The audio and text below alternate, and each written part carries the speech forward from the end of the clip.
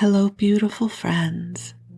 I am Bleadon-Maffei with Illuminating Souls, welcoming you to this episode of Sleepy Bedtime Blessings, a podcast designed to help you rest, relax, and fall asleep, all while deepening in your connection with your beautiful team of angels who love you so. If we're meeting for the first time, I am an angelic practitioner, a spiritual teacher, and an encourager of souls. And it is truly a blessing to welcome you here right now. In my waking hours, I facilitate angel sessions and soul mentoring and a variety of classes. And there are lots of ways that we can connect. And you can find out more at my website, illuminatingsouls.com, or visit me on my Facebook page of the same name. But for now, I am here to help you rest. As I have shared with you before, I am someone who listens to sleep podcasts. I discovered them, I believe, somewhere around 2015, although I can't quite remember. But I was away at an event and there are lots of ambient voices in the place I was staying. And I had heard about the sleep podcast called Sleep With Me. And I couldn't get to sleep. And so I thought, you know what? I'm going to give this a try. I wonder what'll happen. And it gave me a place to focus my consciousness so that I didn't have to pay attention with what was happening outside of my room. And it worked. And ever since then, I have been listening to sleep podcasts. And I love the genre so much that I have created this for you. So right now, our audience is still small. And in all likelihood, we may already know each other. And if we do, you already have a sense on my style of things, yes, and that I work with the angels and that there's usually joy and love wrapped up in whatever I do. And I love getting a chance to support you. And this may be one of the first times you have even heard of a sleep podcast or are listening to one. And if that's the case, here are my suggestions for you. Get comfortable. I find that it helps me if I turn the volume down low. So if I'm listening to an audiobook during the daytime or a podcast during the day, I might have the volume up because I really want to hear everything that is being said. But with the sleep podcast, you have permission to drift away. I know this sounds odd to be producing content that you may not actually listen all the way through to, but part of the magic I have found with sleep podcasts is they just give us that ambient background chatter that is engaging enough to help our consciousness to begin to let go so that we can go to sleep, but also not so engaging that we can't sleep through it. So I hereby promise to keep you both amused and bored, if that's possible. And there will be angels because there are always angels in whatever I do. And I love that you're here. I feel absolutely honored and blessed to get to have this time together. Some of you may have heard me share this before. I have a lot of different ways of accessing my guidance when it comes to my soul's path and my work, which isn't really work. I love what I do. I love what I do. It's the most awesome thing ever. I love getting to do angel sessions for you. I get to facilitate awesome classes. I get to connect with big, bright souls. And I feel really blessed. And also, I reach these times on my path where I have no idea what to do next. Maybe I'm feeling uninspired or tired, or maybe I just tried something that didn't work. And, just in terms of pulling the curtain back from being self-employed, it is not uncommon to receive what feels like a divine download and then introduce it to the world and it falls flat. That happens. It's okay. And so when that happens, I have to reset. I choose to reset. My husband loves to remind me that whenever I say I have to shift it to I choose. So I choose to reset. And one of the ways I reset is I ask the simplest of questions. I say, how can I show up and love my people right now? How can I love my people? And every time I ask that question, I drop right into my heart. And being of loving service is one of my drivers in life. I love it. I'll show up for it. And so this podcast is born of that desire. How can I show up and love you? How can I share love with you? How can I share the love of the angels with you? Listening to a podcast as you're falling asleep is deeply intimate. At least it is for me. I put my earbuds in, and it's this intimate, sacred space that I travel to as I drift off to sleep. So I am here to help you drift off to sleep with love, with a loving, friendly voice, keeping you company, with the vibration and the energy of the angels to wrap you up and take good care of you. And then I also weave in a story. So I invite you to cozy on up and snuggle on in. I don't know how you feel about crawling into bed, but it is one of my favorite times of day. Ever since I became an adult who could choose my own bedding, I have opted towards deep comfort, big fluffy comforters, and lots of pillows. I use so many pillows. And then there's extra blankets, and if the night's going to be chilly, I get excited because it means I can add more blankets. I definitely love a comfy bed. So when I invite you to cozy on in and snuggle on up, that's because that's my favorite thing to do at night. I get so excited. Like, oh, I get to go to bed now. And so as you get ready for bedtime, the angels and I are sending you love. And all you have to do is receive. And I'm going to go ahead and call in the angels, even though they are already here.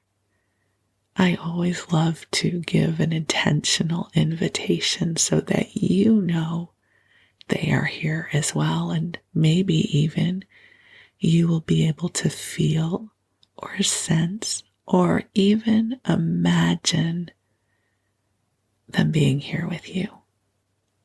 So let's take a nice deep breath in together and release as we call ourselves forward into the heart of God. And beautiful angels on high, we invite you to join us here. We rise up in gratitude for the opportunity to be in sacred circle with you now. And we feel your gratitude for the opportunity to be present with us as well.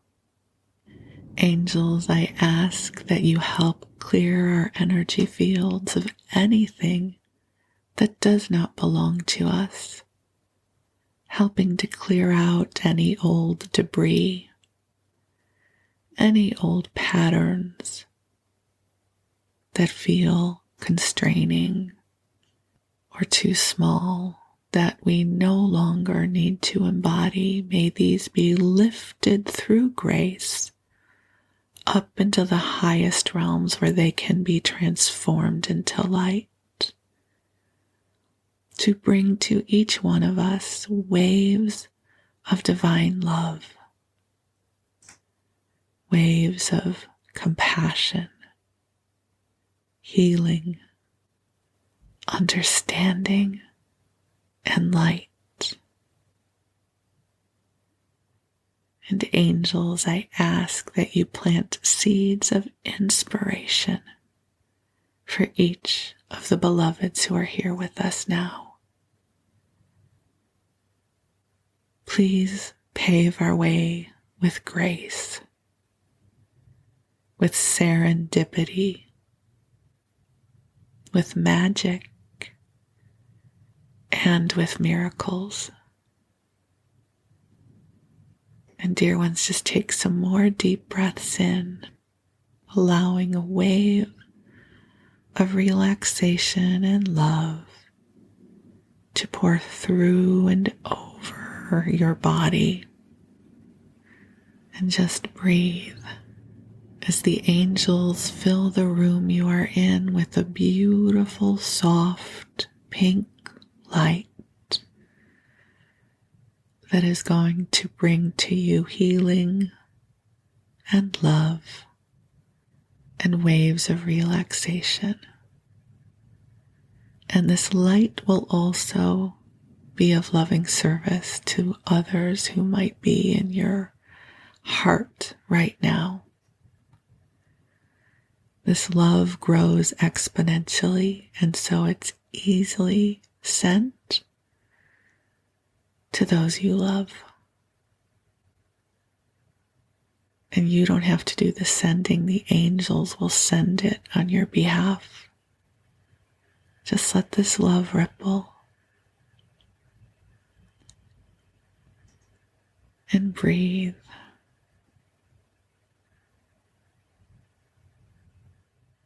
And allow yourself to come present to this loving frequency that is here for you.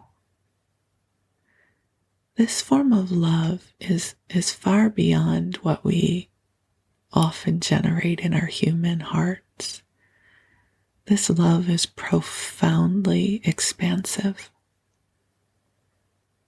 I contemplate this as a building block of the universe.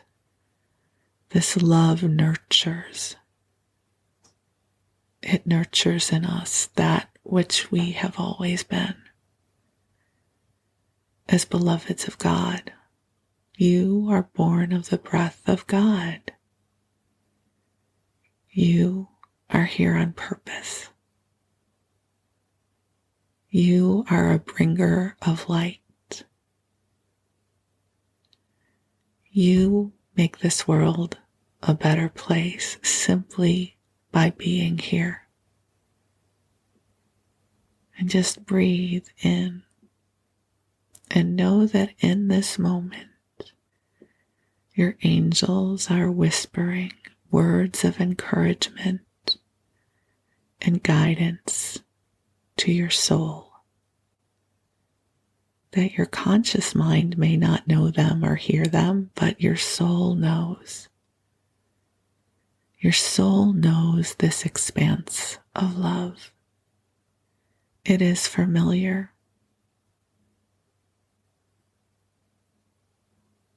And it is deeply meaningful to be recognized in this wave of light. So just soak it in and let it be so. I will say to you that while the angels were coming in and as I was preparing to record this episode, I was aware of the flow of energy this week. There's something about today that has been profoundly beautiful. The weather has been gorgeous here in Northern California, where I live. But I've also been feeling profound tenderness that is not mine. There's a lot happening in the world right now, and it can feel hard to focus. This isn't about giving yourself a pep talk, but it is about coming into the energies that support you.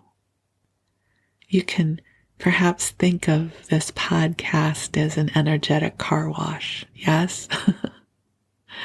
An energetic cleansing station for your energy field, where we can help clear off any of the dust or debris that got picked up during the day to help restore you to your authentic connection with source energy. There's something about plugging right into source energy that clears the way for the brightness of our spirits to come online. You don't need to know how to do this because you already know, just intend it to be so. Sometimes I vision a beautiful column of light coming into my crown chakra from source energy, and usually I visualize this as beautiful golden light, and I imagine it streaming in, and I imagine how it would feel. And I am purposefully using the word imagine because our imagination can unlock a gateway to our divine knowing.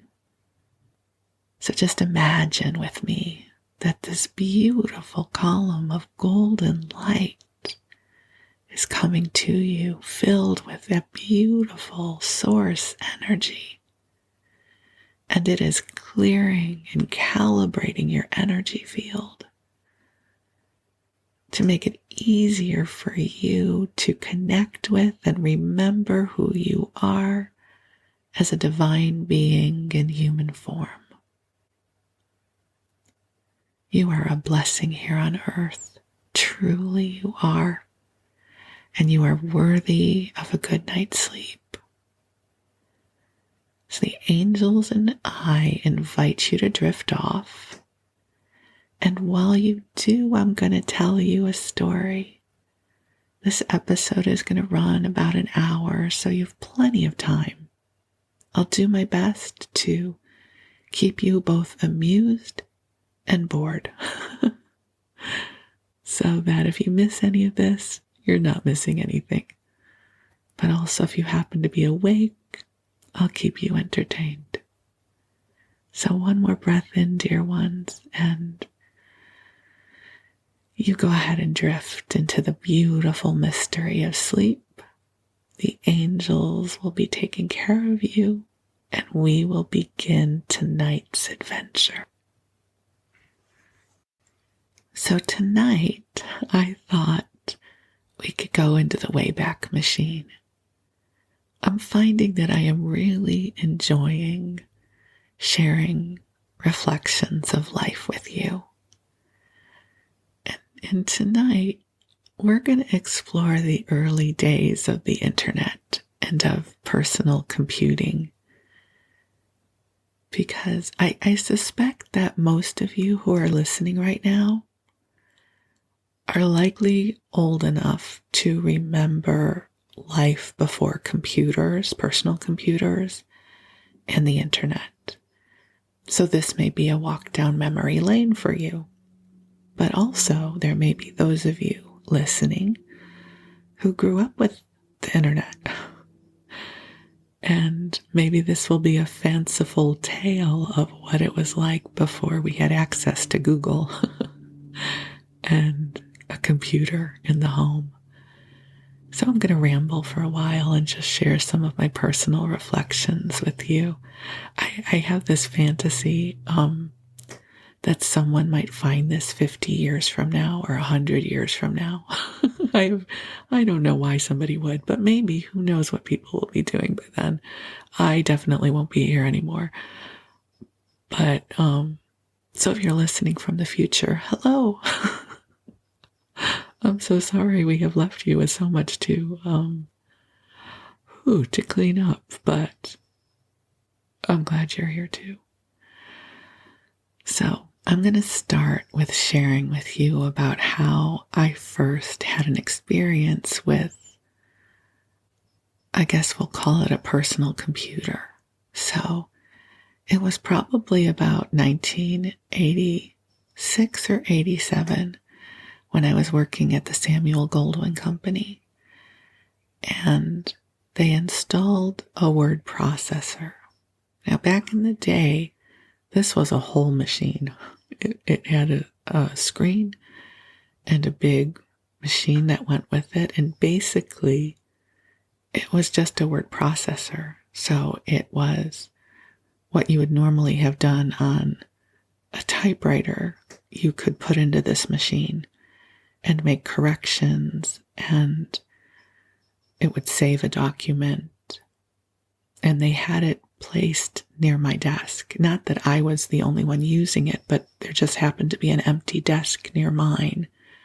And so people would come and use it. We all shared one, and we shared one word processor.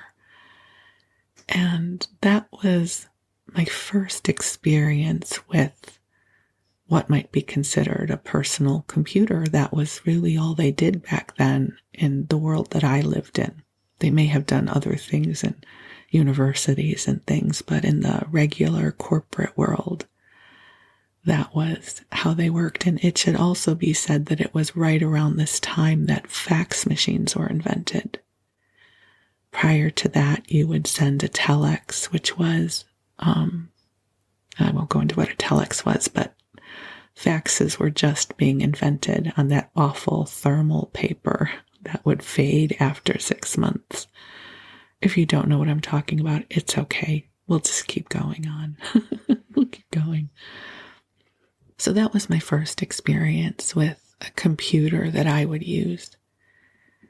Everything else back then was written, so I was responsible for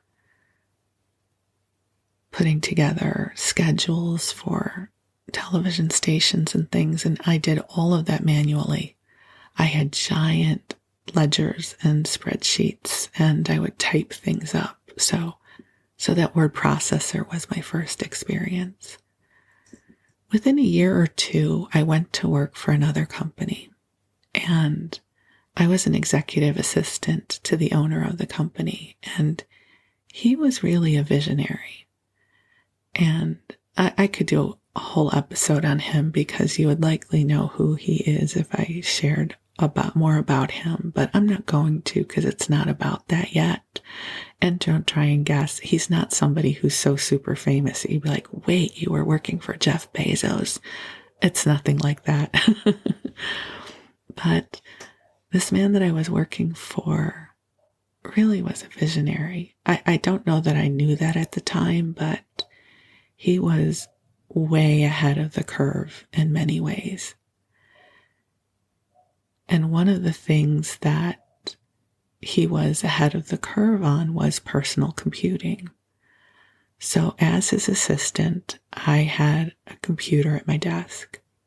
So the first time that I had a computer that I was responsible for. And back then, computers, I can't remember if the Apples were out at that point, but ours was a DOS-based computer, which now would be called a PC. And the computer had a dial-up modem. And part of my training, so the person I was replacing was training me, and he had to teach me how to use this computer, which was DOS-based. Windows didn't exist then. So in order to run a program, you would go to the C prompt, and then you would type in CD for change directory, /, and then the program you wanted to run. So if I wanted to run Word, I would put in CD /Word. So that part I could get with because that was similar to the word processor I had used in my old job.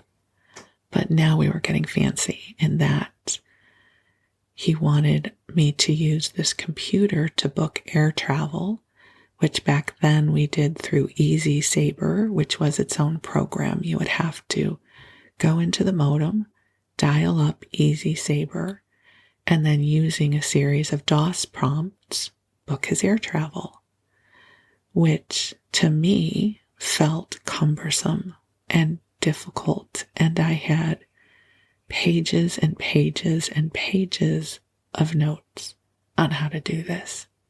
Because there was no internet. I couldn't Google how to book air travel.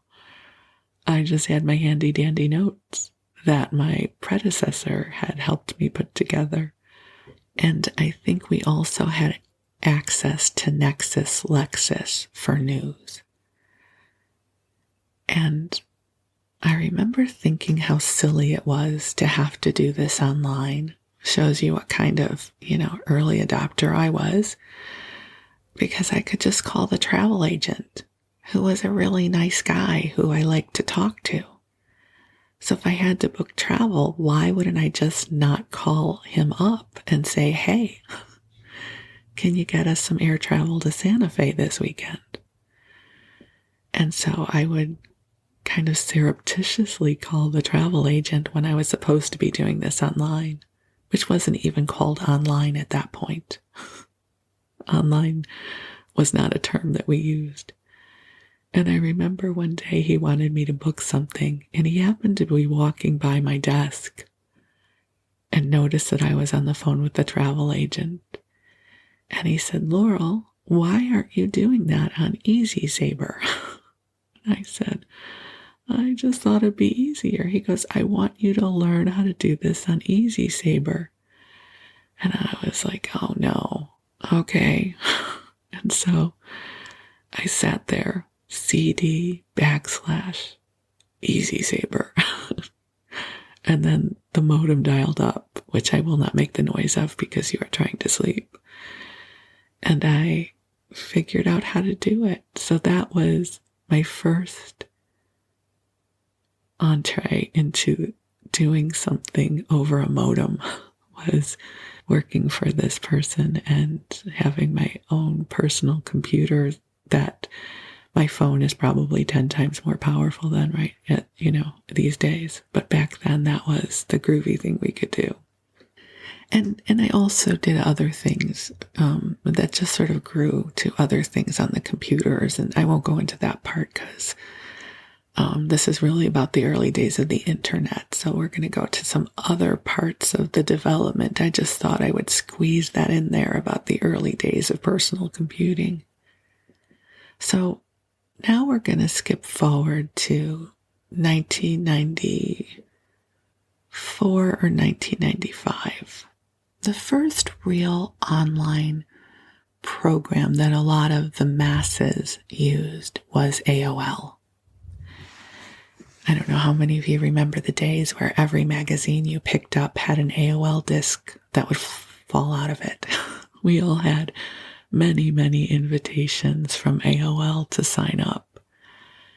And if you ever watch the movie You've Got Mail, it is around the time of AOL at its glory days. And the thing is I did not yet have my own computer, so I couldn't really sign up for AOL.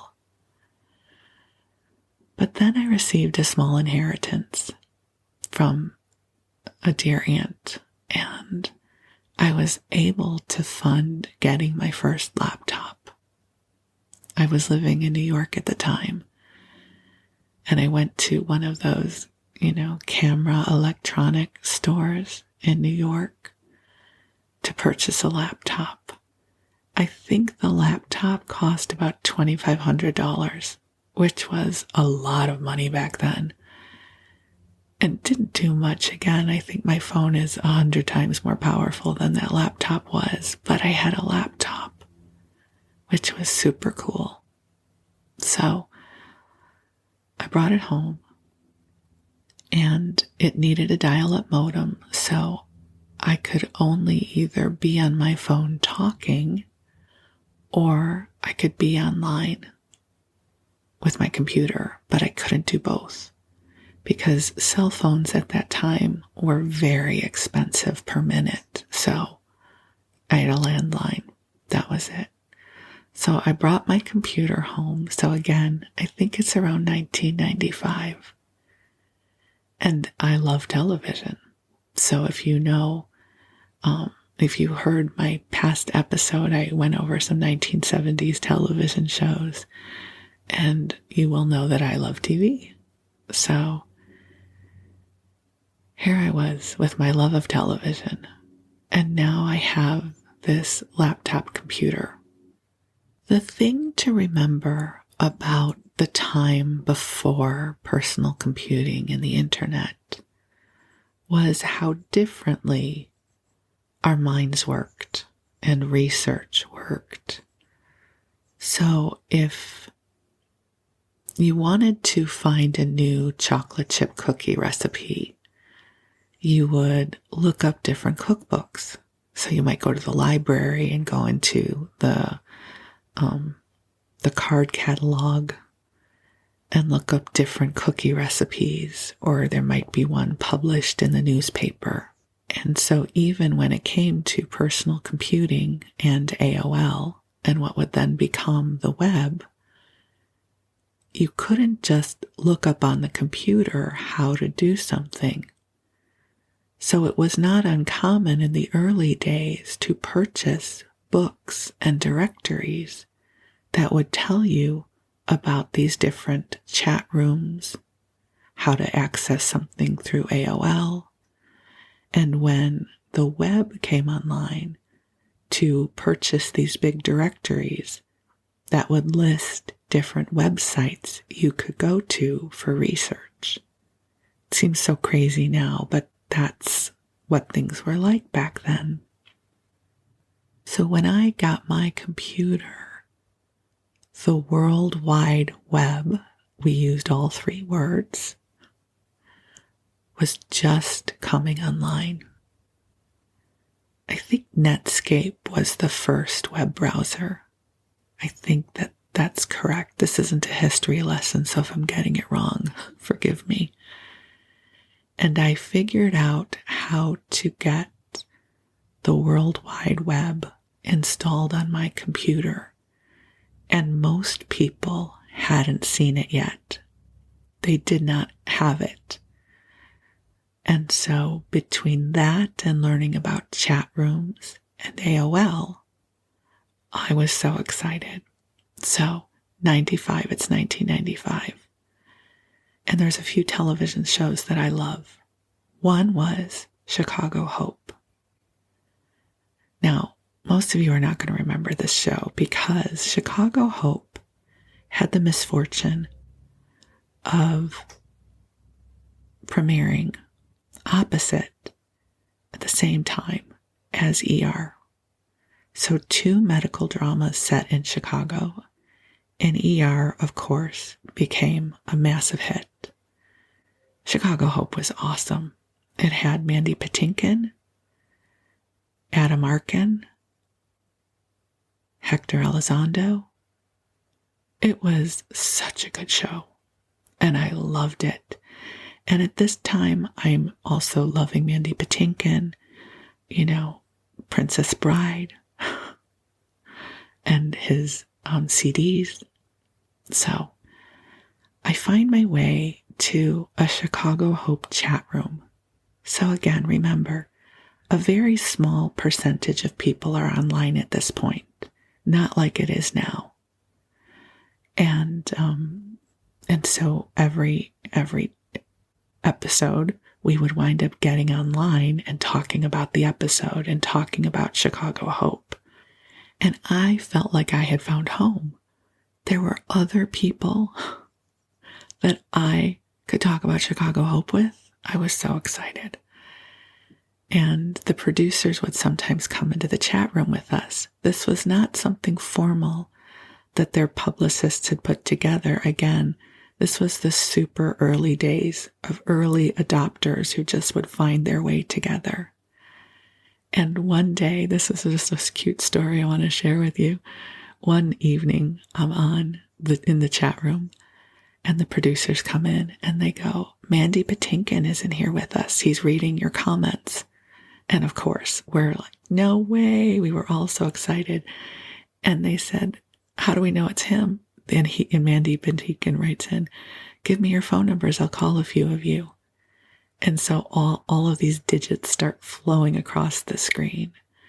And I couldn't share mine because, remember, I had to be online on my landline and he couldn't get a phone call while I was online. But within a few minutes, people started coming back into our chat room going, oh my God, it's him. He said, my name is Inigo Montoya. You killed my father. Prepare to die. And we were agog. We were so excited. And that, to me, was one of the super cool experiences of the early days of the internet, when magic would just happen because the audience was so small. You know, things are very different now in terms of being able to connect with people, but back then that was really magical. And another really cool thing that happened is I loved soap operas. I watched the whole ABC lineup, All My Children, One Life to Live, General Hospital. And I really loved One Life to Live at that point. And again, I found my way to a One Life to Live chat room. And it turns out that it was frequented by a couple of the cameramen from One Life to Live.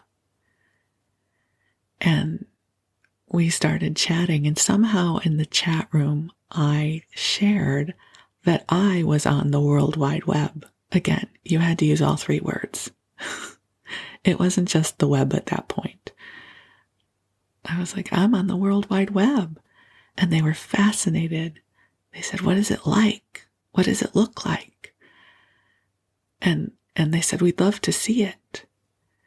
And I said, well, I could come to New York and show it to you. I lived in Westchester County at the time. I was in Tarrytown, which is about 45 minutes out of Manhattan. I said, I could come to New York and show you. They're like, yes, yes. And so they arranged for me to get to come down to the studio where One Life to Live was shot so that I could demo the World Wide Web for them.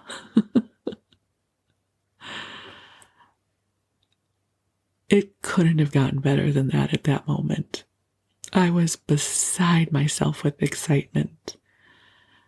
I was thrilled. I was going to get to go to the One Life to Live studio and see where it was filmed. And then I was going to get to share the World Wide Web with them. And I did. And it was super cool.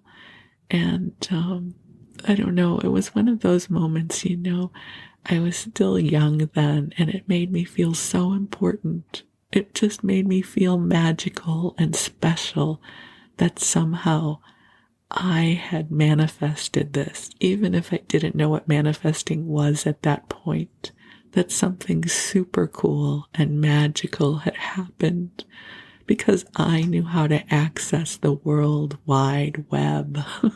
And I don't have any really good stories after that. Like, I became best friends with all the actors.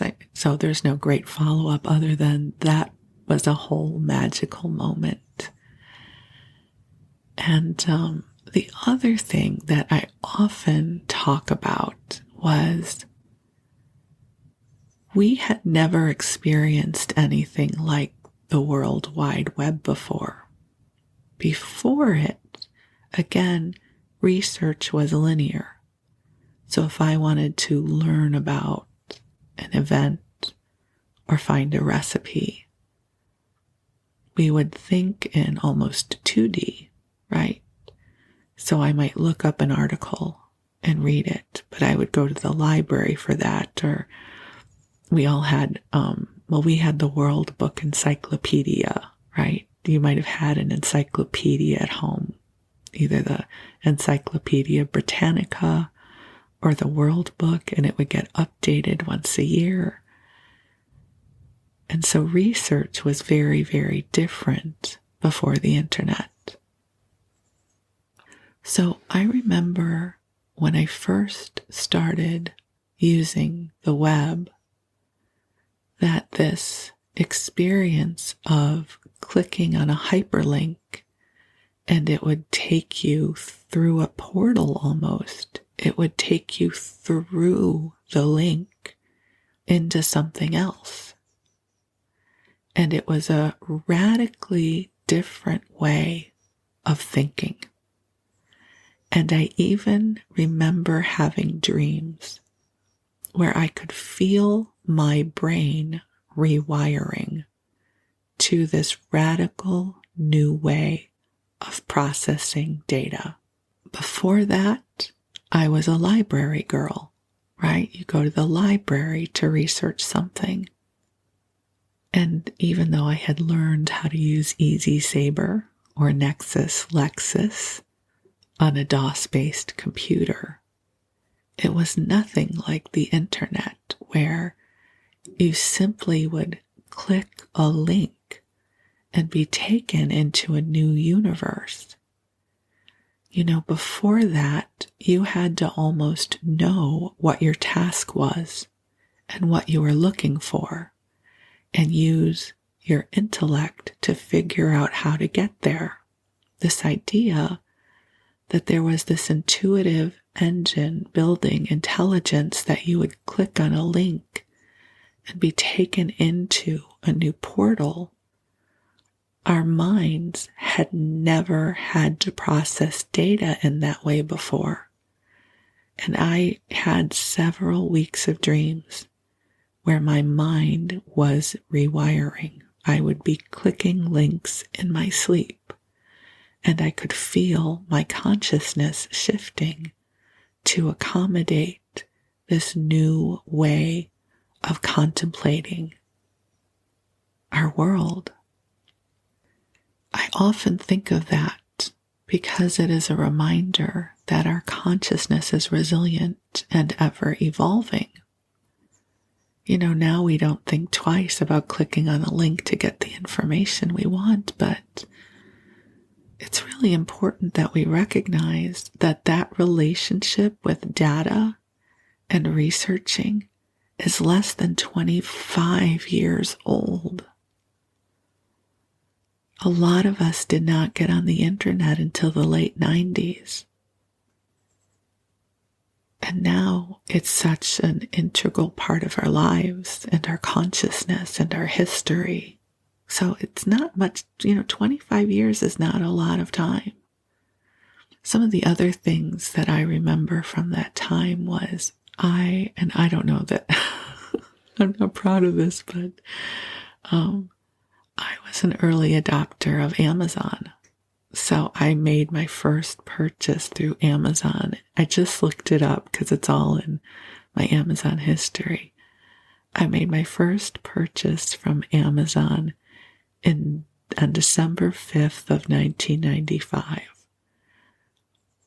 I bought a book by Meryl Marco, what my conversations with my dogs have taught me. Something like that. And another book about cats. I must have purchased them as presents to someone. And in 1996, I purchased a book that I sent to my parents. And I thought Amazon was such a cool idea that you could buy books online and they would send them to you. And I was such an early adopter of Amazon that the first 2 years, maybe 3 years that I was purchasing from them, they sent out Christmas presents. So one year I got a mouse pad that said Amazon on it. And the next year I got a travel mug. It was a plastic travel mug, not the cool stainless ones that we have now. That was a radically different business model. Amazon is not the 10-ton gorilla that it is now. They were a much smaller company. And, just as an aside, for being an intuitive person, I am terrible with the stock market. I mention this because at some point I purchased AOL stock, I purchased Amazon stock, and I purchased Netflix stock. Not a lot, just a little bit. I didn't have a lot of money then. And you go, that's great though. At least with, Amazon and Netflix, those are great stocks. Well, they weren't when I sold them. So I bought some AOL shares right before they merged with Time Warner, and their stock price went into the toilet. So yeah, that was me. And I bought Amazon stock, and then I thought, it's not going anywhere. I'll sell it. This was before they became the 10-ton gorilla. And then I had Netflix stock, which I thought, I don't know where they're going. This DVD thing by mail, it's interesting, but I don't know that they're going to grow. And I sold the stock right before they went into the streaming business. So just so we're clear, you never want to come to me for stock market advice. I think somewhere in my life agreement, it said you will never be able to make $1 jillion in the stock market, Laurel Bleadon-Maffei. So yeah, don't listen to me when it comes to that kind of stuff. So those were some of my early experiences. And one of the things I loved so much about the early days of the internet and chat rooms was that whatever the micro interests were, I could find other people to talk to about whatever I was interested in. I used to hang out in astrology chat rooms and chat with people from around the world who were these amazing astrologers. It's like whatever I was interested in, I could find other people to talk to about it. And, these days we take for granted that they are tracking data on us for everything, and the algorithms exist so that if you like this kind of music, you'll like that other artist, right? Or you go into Amazon, and if you've purchased a certain kind of cereal, they'll say, have you thought of this other kind of cereal? And I want you to know that I was so hungry for that, not the cereal, but the algorithms. Back in those days, from 95 till, 97, I worked for a company that processed sales data for the music industry and the video industry. And at the time, I was in love with several folk artists who never got radio play.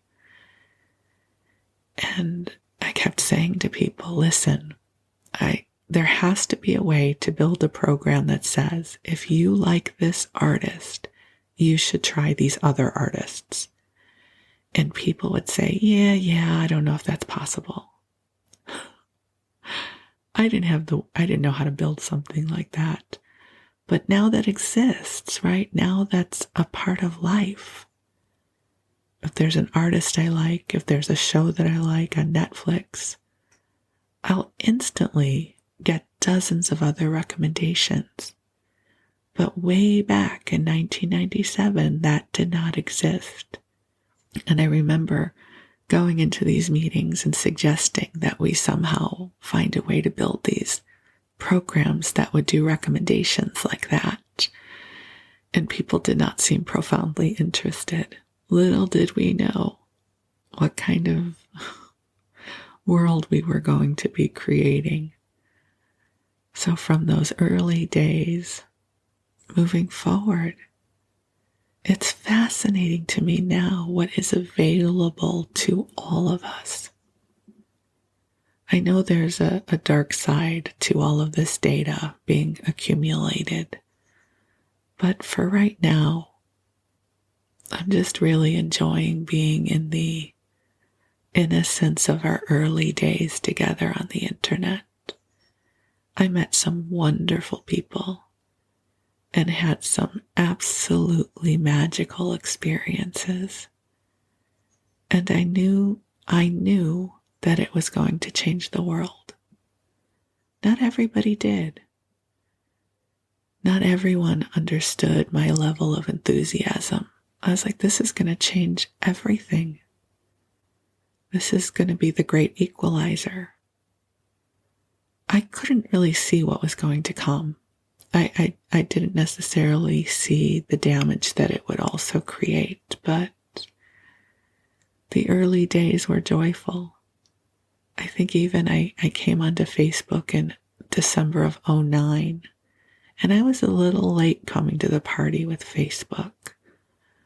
And I just remember how interesting it was to be able to connect with people I had gone to grammar school with, or college friends. Again, the innocence of Facebook back then, before we knew what it would become. And, Facebook changed the face of my business. I think many of you who are listening now, we found each other through Facebook. So there are many, many blessings that have been bestowed from this monolith that is the internet. And our consciousness now learns a different way to process. When I used to, especially around 2008 to about 2010, when I was channeling Josephus, and the angels would talk about how different these new children will be, because they are growing up processing more data points and stimulus than any generation has ever had to process before. And I often think about that. The amount of consciousness or data points that I had to process when I was younger is so much smaller than what children now process. It's like we're in this constant space of stimulation, and it's a world that runs 24/7.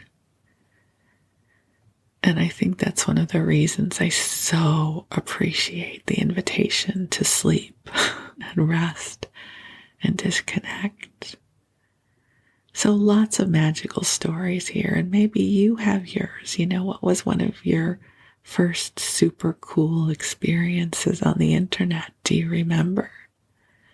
Did you bump into someone you haven't connected to in a long time? Or did you have a niche you were interested in, whether it was creativity or a television show or something that you loved and you were finally able to connect with other people about it. I'm so grateful that this happened because I found you, right? A podcast exists because of the internet. It's like it's a part of our lives. It is a part of the breath of consciousness that we're in these days. And so here's to this weird, wild societal development that has taken place in our lifetimes. I would imagine for many of you, you also remember the world before the internet. Yes? How many of you remember having to go to the library to do research, and you would get out the microfilm or the microfiche and try to find a newspaper article on something you had to write a paper for? And now it's just all there. It's crazy. And it's awesome. It's amazing. What a miraculous time we live in. Who knows what's coming next? But I am grateful I get to be here with you. So, my beautiful friends, here is to living in a time of miracles, where we are helping to evolve consciousness. And I'm glad that you're here and we get to connect over this newfangled thing called a podcast that you can download from somewhere that we don't quite understand. And then I get to whisper to you as you drift off to sleep with lots of love from the angels. So I love you very much. I wish you the sweetest of dreams, and we'll talk again soon. Thank you.